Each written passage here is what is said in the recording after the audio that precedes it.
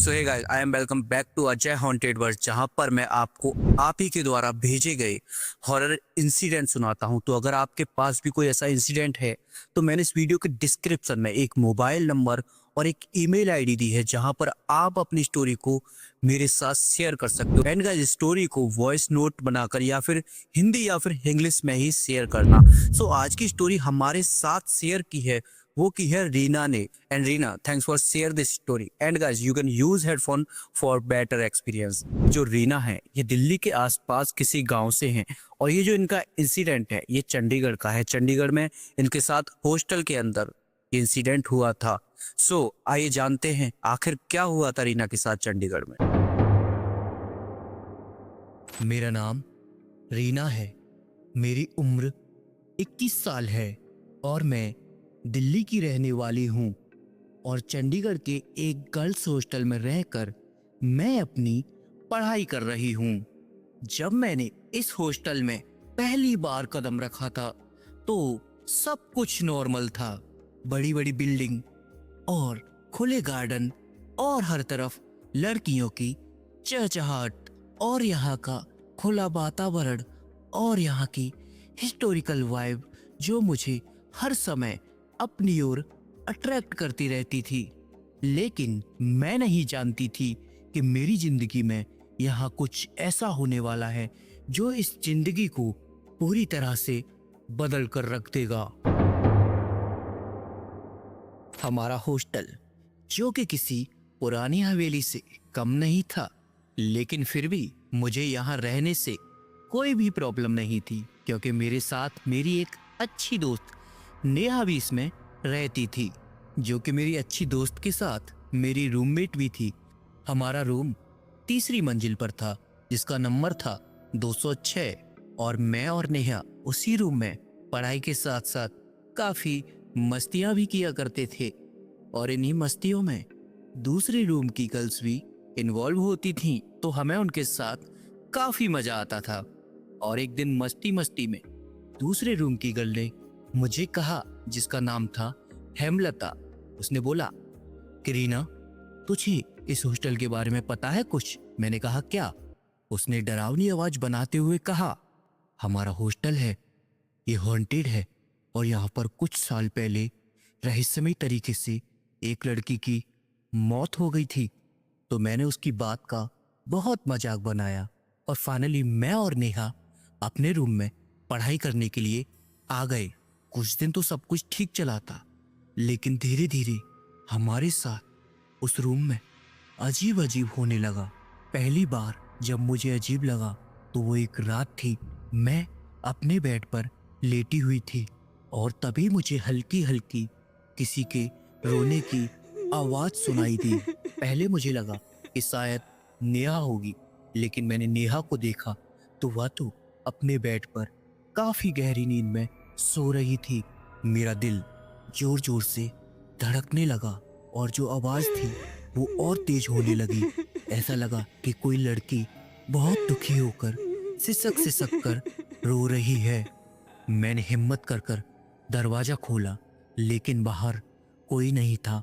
Hostel का hall एकदम से सुमसाम खाली पड़ा था, चारों तरफ अंधेरा था।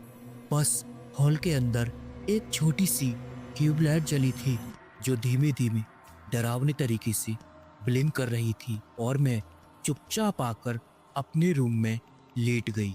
लेकिन नींद जो कि मुझसे कोसों दूर थी, और एक सुबह हमारी आंख खुली और हम तैयार होकर अपने कॉलेज चले गए। और अगली रात हमारे साथ कुछ और भी डरावना हुआ। उस रात मैं और नेहा सोने की कोशिश कर रहे थे, तभी अचानक से हमारे रूम में रखी चेयर अपने आप हिलने लगी, जो कि नेहा ने देखी, और उसने कहा, देखो देखो, वो चेयर खुद से हिल रही थी। लेकिन जैसे ही मेरी चेयर पर नजर पड़ी, वह चेयर अपनी जगह पर स्टेबल थी। लेकिन मुझे नेहा की बात पर पूरा विश्वास था कि वह चेयर वाकई में हिली होगी, इसीलिए हमने खड़े होकर अपने रूम को चेक करना शुरू कर दिया। तो हमने अपने बेड के नीचे झांक कर देखा, तो वहां पर जो था उसे देखकर हमारे रोंगटे खड़े हो गए। हमने देखा कि हमारे बेड के नीचे कोई चुड़ैल टाइप की बैठी हुई है, पर मैंने जैसे ही उसकी ओर टॉर्च दिखाई वो वहां से गायब हो गई। और एक सुबह जब हमारी आंख खुली तो नेहा काफी परेशान थी और मैंने उसे समझाया और इन सब बातों को भूलने को कहा और हम फिर से कॉलेज चले गए और वहां पर हमने फ्रेंडों के साथ काफी मस्ती की ताकि हम उन सभी बातों को भूल जाएं। लेकिन होनी अभी कहाँ टलने वाली थी। एक रात मैं गहरी नींद में सो रही थी, तभी अचानक से रात के 2 बजे मेरी आंख खुली और मैंने नेहा को देखा तो नेहा अपनी जगह पर नहीं थी। फिर मैंने उसे इधर उधर देखा लेकिन वह कहीं नहीं थी और अचानक से मेरी नज़र मेरे कमरे के कोने में पड़ी और मैंने देखा कि वह उसी कोने में खड़ी थी, वो भी बिल्कुल सीधी, बिना हिले डुले।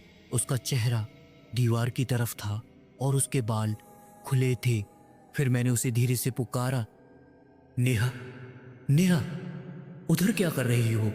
लेकिन मैंने और तेज आवाज में कहा, नेहा। तभी उसने धीरे धीरे मेरी तरफ चेहरा घुमाया और जो मैंने देखा उसे देखकर मेरी चीख निकल गई।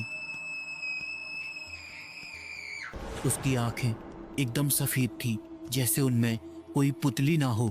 उसके होठों पर एक अजीब सी मुस्कान थी और अगले ही पल उसने अपना मुंह पूरा खोल लिया। मैं जोर जोर से चीखी और अपने बेड से कूदकर भाग गई। नेहा भी मेरे पीछे पीछे दौड़ी और जैसे ही मैंने पीछे मुड़कर देखा तो वह गायब हो गई। मैं पूरी रात डर कर एक वार्डन के रूम में रही थी और एक नई सुबह आई और मैंने नेहा से इस सब के बारे में पूछा तो उसने कहा, मुझे कुछ भी याद नहीं, मैं तो गहरी नींद में सो रही थी।